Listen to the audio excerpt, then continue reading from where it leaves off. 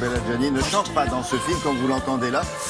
C'est un film qui sortira mercredi prochain. Mercredi prochain. Elle joue le rôle d'un médecin du travail confronté aux pratiques de management impitoyables. C'est un projet qu'elle a généré, non? Alors non, elle a lu un bouquin de Marin Ledin qui s'appelait Les visages écrasés, et elle a voulu en faire un film. Donc donc elle a contribué à l'achat des droits, et elle est coproductrice du film. Alors, tous ceux qui idolâtrent Isabelle Adjani, et Dieu sait s'ils sont légion, et vous en faites partie, et moi de même. Alors là, c'est un registre un peu différent, parce que on adore Isabelle quand elle fait les reines, avec les cheveux dénoués, lyrique, passionnée, paroxystique, vraiment frémissante. Là, le rôle est aussi frémissant. Ce film aussi, La Jupe. Voilà, alors c'est dans les lignées, la journée de la Jupe, un espèce, disons, un thriller social, un drame social, dans lequel Isabelle est ancrée dans le réel. Elle joue un médecin du travail qui a à résoudre des problèmes dans une entreprise qui se comporte, vous l'avez dit, de façon extrêmement terrifiante avec ses employés, vague de suicides, et elle prend ça à bras-le-corps. Et de voir Isabelle qui joue sa médecine, enfin une médecin du travail, dans le Nord, c'est tourné dans le Nord avec une aide de la région Nord. Non, mais vous, ça vous a surpris parce que vous la voyez toujours en princesse avec un diadème. Non, mais elle sait faire ça aussi. Non, mais c'est une actrice d'ailleurs, c'est son travail. Oui, figurez-vous. C'est son travail. Et on voit un travail d'actrice formidable parce que le rôle est contenu, elle est réservée, mais c'est frémissant. Je veux dire, c'est une performance formidable, entourée d'une distribution. Il y a Karine Massiero avec qui joue aussi une chef du personnel extrêmement virulente. Mais Isabelle, c'est pour ceux qui l'idolâtrent comme ça, solaire et tout, elle est un peu différente, mais c'est un travail d'actrice d'une précision, d'une justesse, d'un éblouissement, d'un frémissement qui est total. Alors, nous avons rencontré donc Isabelle Adjani, et je m'autorise à vous dire une chose, c'est que vous savez, Isabelle, on dit qu'elle aime beaucoup la lumière et qu'elle aime beaucoup. Alors, vous regardez la façon dont Isabelle est éclairée. Elle est d'une grande timidité. Elle est d'une grande timidité, elle n'aime pas se livrer, elle n'aime pas parler. Mais ce qu'elle a fait, on avait arrangé un endroit pour la filmer pour Télématin, donc quand elle est arrivée, l'endroit ne lui a pas plu. Je ne veux pas de lumière artificielle, je ne veux rien. Je veux être... Vous savez, cette scène sublime de Barry Lyndon où la lumière entre dans le château et éclaire tout un chacun. Elle a voulu être face à la lumière. Il n'y a aucune lumière artificielle face à... On a ouvert la lumière. Regardez comme l'éblouissement. Regardez les deux lumières. Non, d'Isabelle Adjani.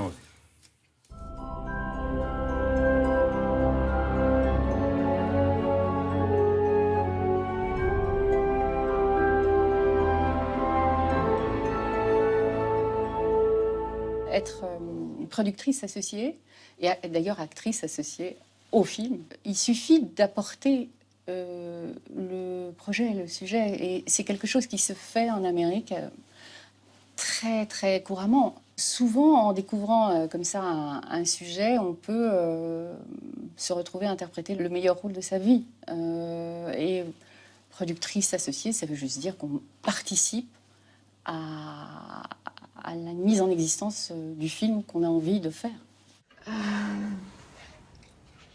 Bon, c'est pas terrible.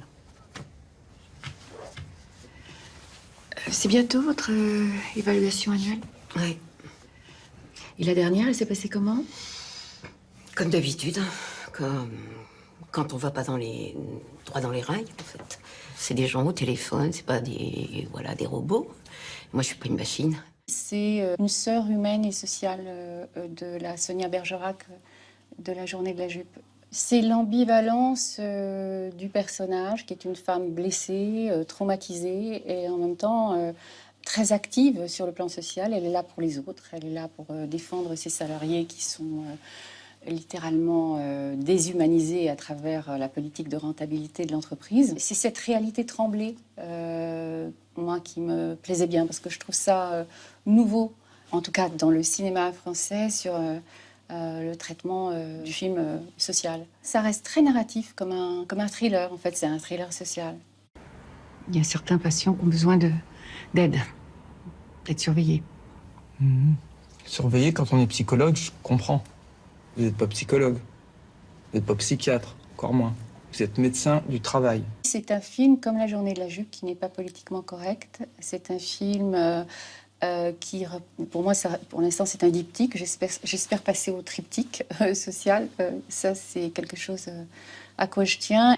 Je vous rappelle les règles d'un médecin du travail, c'est simplement de nous signer des certificats d'aptitude au travail. Des certificats qui nous indiquent si tel ou tel salarié peut travailler correctement sur un plateau. C'est tout. Carole a sans doute donné son numéro de téléphone dans des cas d'extrême urgence, je suppose. Je suis dans ce que j'aime le plus avec ce métier, la transmission et la possibilité pour les gens auxquels on offre un film, un rôle, de se projeter et de trouver peut-être un soulagement ou une réponse à leurs propres démêlés et à leurs propres difficultés.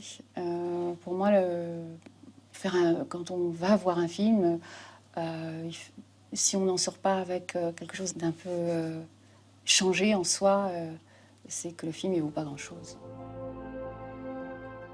Changer ou qui vous permettent de réfléchir un peu. Tout film d'Ina Ladjani nous change et nous bouleverse, bien évidemment. Bon. Il existe déjà en DVD. Arte l'a sorti en DVD. Ah, déjà. d'accord. Voilà, on voit Carole Mathieu, donc, et ce sera Merci en salle beaucoup. mercredi prochain.